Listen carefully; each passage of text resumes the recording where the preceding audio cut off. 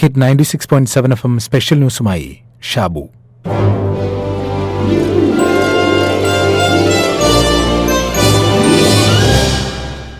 ശരിയായ മാതൃക എന്ത് എന്നതിനെപ്പറ്റി പറയുന്ന ഒരു കഥയുണ്ട്. ഒരിടത്ത് മുഴുക്കുടിയനായ ഒരാളുണ്ടായിരുന്നു. എങ്ങനെയും ആരെ കബളിപ്പിച്ചിട്ടാണെങ്കിലും എന്നും കുറച്ച് കാശുണ്ടാക്കും, അതല്ലെങ്കിൽ വീട്ടുസാധനങ്ങൾ എടുത്തു വിൽക്കും. എന്നിട്ട് മദ്യപിച്ച് ലക്കുകെട്ട് നാടുനീളെ അടിയുണ്ടാക്കും. രാത്രി വൈകി വീട്ടിലെത്തിയാൽ ഭാര്യയെ തെറിവിളിക്കും, മക്കളെ ഉപദ്രവിക്കും. 2 ആൺമക്കളായിരുന്നു അയാൾക്ക്. അവരെയും ഉപദ്രവിക്കുന്നത് അയാളുടെ ശീലമായിരുന്നു. അങ്ങനെയിരിക്കെ അയാൾ മരണപ്പെട്ടു. പിന്നീടുള്ള കാലം ആ അമ്മയും മക്കളും വളരെ കഷ്ടപ്പെട്ട് ജീവിച്ചു.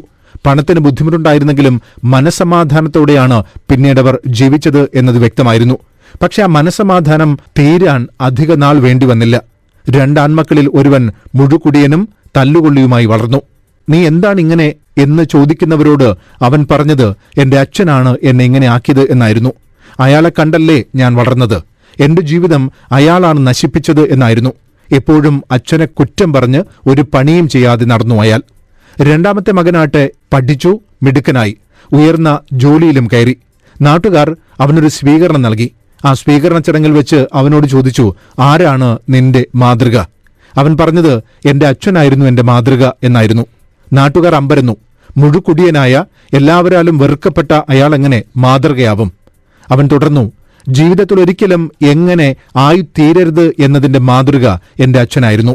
ജീവിതത്തിൽ മുന്നേറണമെന്നും വിജയിക്കണമെന്നും നല്ല മനുഷ്യനായി ജീവിക്കണം എന്നും അടങ്ങാത്ത ആഗ്രഹമുണ്ടാക്കിയത് അച്ഛന്റെ ദുഷിച്ച ജീവിതം കണ്ടിട്ടായിരുന്നു. നോക്കൂ, ഒരു വ്യക്തി തന്നെ 2 പേരെ വ്യത്യസ്ത രീതിയിൽ സ്വാധീനിച്ചത് എങ്ങനെയെന്ന് കഥ പറയുന്നു.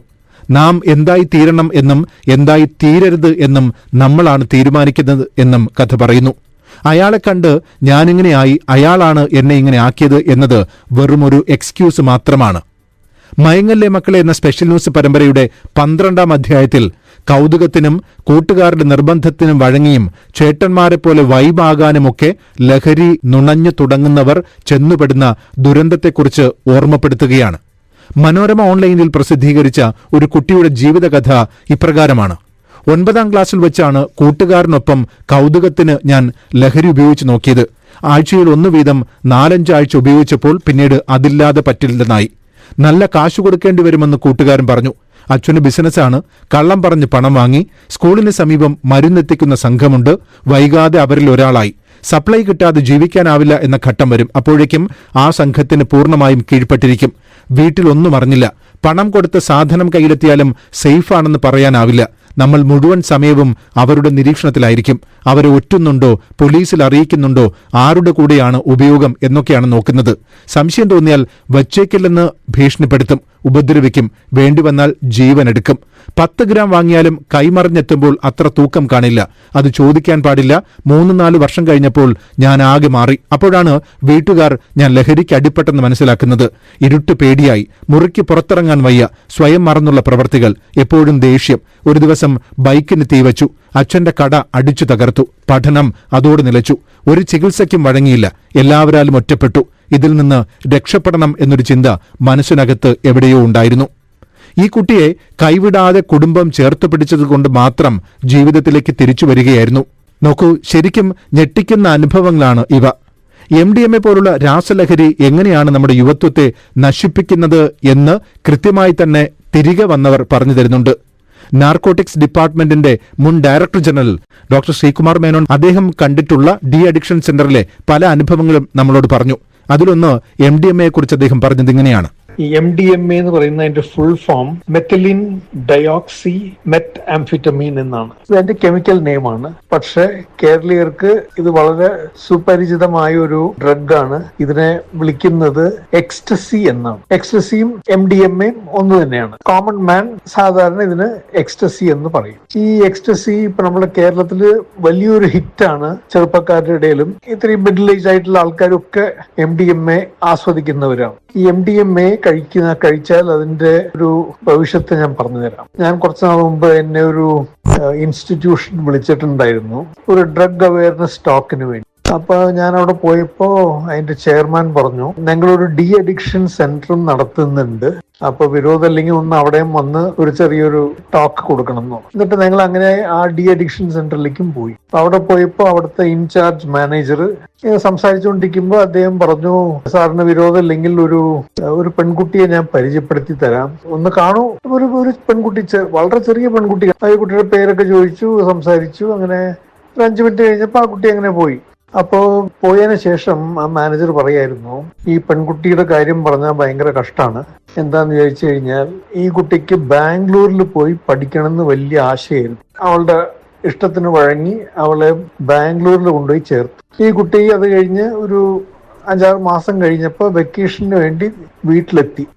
ഏതെങ്കിലും ഒരിടത്ത് പോയി പഠിക്കുന്നതിന്റെ പ്രശ്നത്തെക്കുറിച്ചല്ല ഇത് പറയുന്നത്, പ്രത്യേകം ഓർമ്മിപ്പിക്കുന്നു.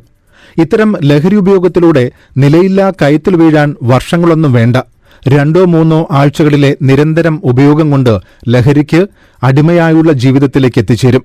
ഡോക്ടർ ശ്രീകുമാർ മേനോൻ പറഞ്ഞ പെൺകുട്ടിയുടെ അനുഭവകഥ കുറച്ച് ഭയപ്പെടുത്തുന്നതായതുകൊണ്ട് അത് മുഴുവനും പ്രക്ഷേപണം ചെയ്യുന്നില്ല.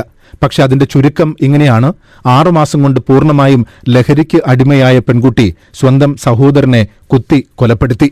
നമുക്കിപ്പോ പേരൻസ് ഉള്ളപ്പോ പേരൻസിന് നിവൃത്തിയില്ല. അവര് കോടതിയും വക്കീലും ഡി അഡിക്ഷൻ സെന്ററിനൊക്കെ വേണ്ടി അവർ പാവം എങ്ങനെയെങ്കിലുമൊക്കെ പൈസ കണ്ടുപിടിക്കും. മാതാപിതാക്കളുടെ കാലശേഷം ആരവരെങ്കിലും നോക്കുക?